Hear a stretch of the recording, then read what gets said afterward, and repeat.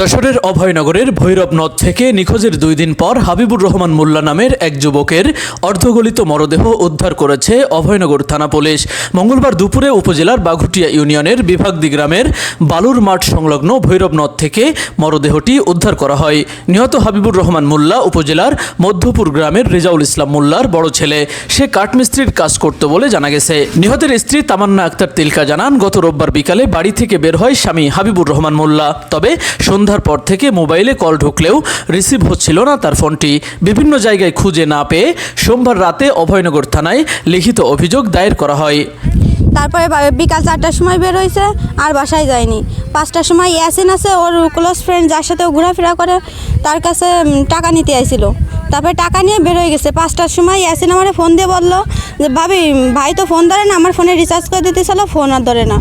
পরে আমি ফোন দিয়ে আর ফোন ধরে না, রাত 1টা-2টা পর্যন্ত ফোন খোলা ছিল কিন্তু ফোন ধরিনি। তারপরে ফোন বন্ধ হয়ে গেছে। আচ্ছা, এরপরে আজকে সকালে কি দেখলেন বা আজকে যখন পাইছে তখন? আজকে তো পাইছে এই যে নদীর মধ্যেই ফেলানো ছিল। আর এই ঘটনা ঘটেছে যেদিনও নিখোঁজ সেদিনই, আজকে 3 দিন, কালকের আগের দিন রাত্রের বেলায় এই ঘটনা ঘটেছে। খোঁজাখুঁজি করেছিলেন সব জায়গায়? হ্যাঁ, আমরা খুঁজেছি। ওই দিন রাত্রেও খোঁজা হয়েছে, সকালবেলা খুঁজেছি, তারপর বিকালবেলা থানায় যেয়ে অভিযোগ লেখাই নিয়েছি। এদিকে মঙ্গলবার দুপুরে নদীতে ভাটির সময় একটি লাশ ভেসে থাকতে দেখে পুলিশকে খবর দেয় স্থানীয় এলাকাবাসী।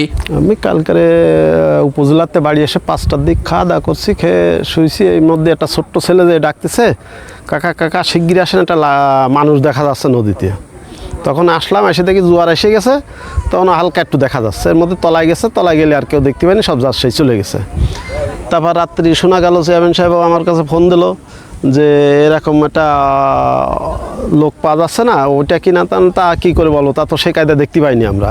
তার রাত্রে আমরা চেয়ারম্যান সব ওখানে আসছিলাম, এসে কিছু দেখা যায়নি, চলে গেছি। সকালেও দেখা যায়নি, দেখা গেছে তো ওই ভাটি হলে তারপরে দেখা গেছে, তখন সব লোকজন আসছে। পরে অভয়নগর থানা পুলিশ হাত পা বাঁধা অবস্থায় অর্ধগলিত মরদেহটি উদ্ধার করে। ধারণা করা হচ্ছে 2 দিন আগেই তাকে হত্যা করে তার 2 হাত ও 2 পায়ে বালুর বস্তা বেঁধে নদীতে ফেলে দেওয়া হয়। রশি ছিল এবং দেখা গেছে 4 হাত পায়, মানে এরকম হাতে বালুর বস্তা, একটা বালুর বস্তা দিয়ে এটা ফেলে দেওয়া। এবং এর পিঠে মানে পিছনে শরীর স্টেপ, তারপরে পেটের এইখানে এবং মাথায় 4 জায়গায় শরীর স্টেপ পাওয়া গেছে। নিহত হাবিবুর রহমানের নামে অভয়নগর থানায় 3টি মাদক মামলা রয়েছে বলে জানা গেছে। এ ব্যাপারে জানতে চাইলে বাঘুটিয়া ইউনিয়ন পরিষদের চেয়ারম্যান তৈবুর রহমান জানান, মাদক সংক্রান্ত বিরোধের জের ধরে এই হত্যাকাণ্ড ঘটতে পারে। একে মানে পরিকল্পিতভাবে হত্যা করা হয়েছে, এটাতে কোনো সন্দেহ নেই। এবং আপনারা জনপ্রতিনিধি হিসেবে ব্যাপারটা কিভাবে দেখছেন?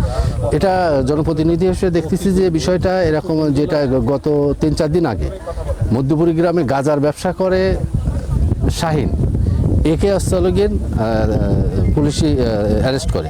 তো সেই অ্যারেস্ট করার সহযোগিতা করেছিল হাবিব। তো ওই পরিবার তাদেরকে অস্ত্রলগে নিয়ে করছে যে এই ব্যাপার, এই সহযোগিতা করেছে। আমার মনে হচ্ছে যে এইটা রিলেটেড, এই গাঁজার ব্যবসায়ী যারা আছে তারা এটার সাথে রিলেটেড, এবং হাবিবও এই গাঁজা ব্যবসার সাথে এটার সাথে অলগে না কম বেশি রিলেটেড আছে, যেটা এখনো পর্যন্ত উপলব্ধিতে আসছে। তা না হলে ওকে কেন অলগে এই জায়গাটায় অলগে নিয়ে হবে। হাবিবুর রহমানের বাবা রেজাউল ইসলাম ঘটনার সাথে জড়িত সকলের দৃষ্টান্তমূলক শাস্তি দাবি করেন। অবশ্যই স্যার, না সালিকে এইসব পুলিশ ডাকে, আমি পুলিশ প্রশাসন, চেয়ারম্যান, সব মেম্বার সবাইরে আমি নিজে ডেকে নিয়ে এসে আমি তাদের হাতে। আচ্ছা, লাশ যখন ওখানে দেখেছেন, পরে লাশটা উত্তোলন করেছে? লাশটা আমি নিজে হাতে উঠেছি। লাশটা কে ছিল? আমার ছেলে, বড় ছেলে। এ ব্যাপারে জানতে চাইলে অভয়নগর থানার অফিসার ইনচার্জ SM আকিকুল ইসলাম দৈনিক অভয়নগরকে বলেন, এলাকাবাসীর মাধ্যমে খবর পাই যে ভৈরব নদে একটি মরদেহ ভেসে আছে। এরপর নৌ পুলিশের SI লিয়াকত হোসেনকে সাথে নিয়ে ঘটনাস্থলে গিয়ে হাবিবুর রহমান নামের এক যুবকের অর্ধগলিত মৃতদেহ উদ্ধার করে সুরতহাল রিপোর্ট করে ময়নাতদন্তের জন্য যশোর মেডিকেল কলেজ হাসপাতালের মর্গে পাঠানো হয়েছে।